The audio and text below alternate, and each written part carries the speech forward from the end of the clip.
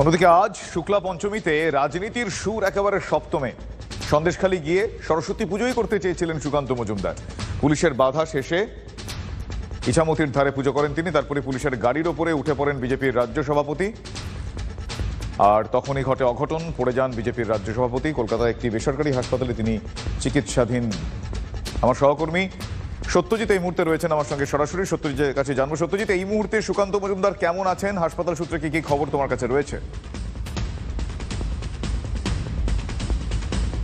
দেখো, যতটুকু জানা যাচ্ছে যে এই বেসরকারি হসপিটালের ইনসেপটিভ অর্থাৎ নিউরো ইনসেপটিভ কেয়ার সেন্টারের 129 নম্বর বেডে সুকান্ত মজুমদার ভর্তি আছেন এবং সেখানে একজন নিউরো সার্জনের পাশাপাশি 4 জনের একটি মেডিকেল টিম চিকিৎসা করছেন।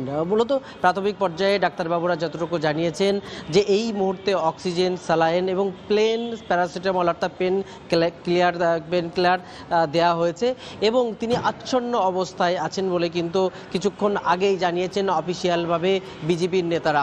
এই মুহূর্তে সুকান্ত মজুমদার আছেন এবং তিনি আচ্ছন্ন অবস্থায় আছেন বলে একে একে বিজেপির বিধায়করা এখানে আসছেন, নেতারা আসছেন এবং তারা তার অবস্থা নিয়ে আশঙ্কা প্রকাশ করছেন। তবে ডাক্তারদের যে কথা, অর্থাৎ ডাক্তাররা যতটুকু জানাচ্ছেন বর্তমান তার অবস্থা স্থিতিশীল হলেও কিছুটা ঘোরের মধ্যেই কার্যত আছেন সুকান্ত মজুমদার।